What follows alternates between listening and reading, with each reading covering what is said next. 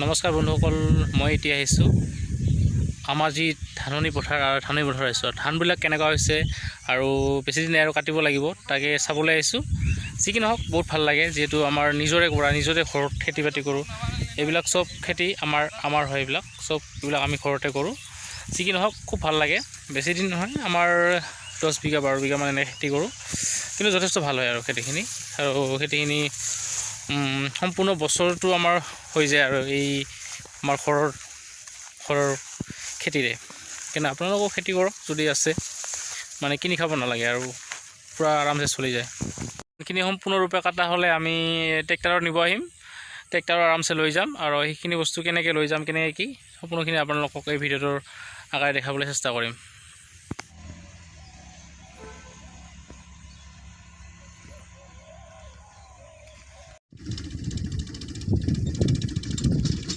Tractor আহি গ'ল। এতিয়া আমি ধানখিনি চবখিনি ধান উঠাম ট্ৰেক্টৰত।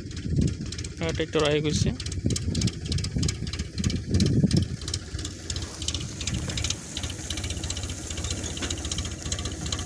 আমি আজি ধানবিলাক নিব আহিছোঁ পথাৰত, ট্ৰেক্টৰ দি লৈ যাম। তাৰপিছত কেনেকৈ মৰাণ দিম সেইটো আপোনালোকক দেখাবলৈ চেষ্টা কৰিম। আজিকালি চব গৰু দি মৰাণ নিদিয়ে, বেছিভাগ আজিকালি চব ট্ৰেক্টৰতে বা মেচিনতে মৰাণ দিয়ে। সেয়া আমি আছে অলপ কাটিবা, এইফালে হৈছে চবখিনি ট্ৰেক্টৰত লৈ যাম।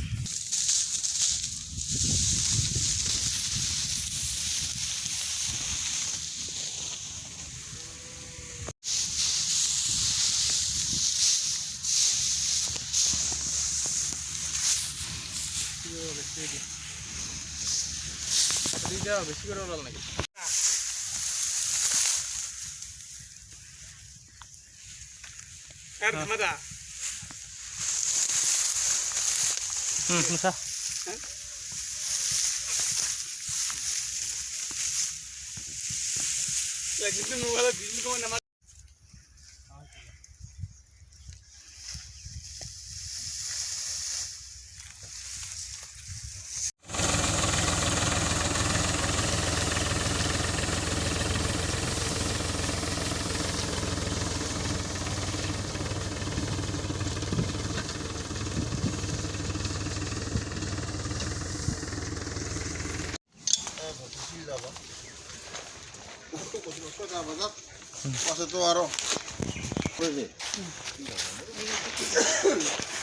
ধানখিনি লৈ আছোঁ আমি।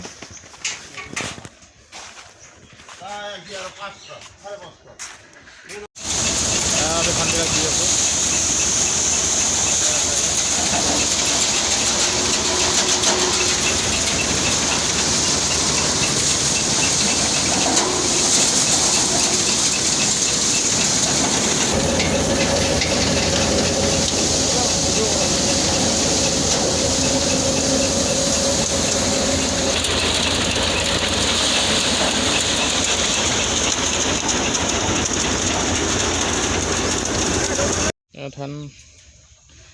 ধানখিনি সম্পূৰ্ণৰূপে মৰাণ দি বস্তাত পেকেটিং কৰা হ'ল। এইখিনি এতিয়া শুকাই মেলি আমাৰ যি ভঁৰাল আছে, ভঁৰালত থৈ দিম।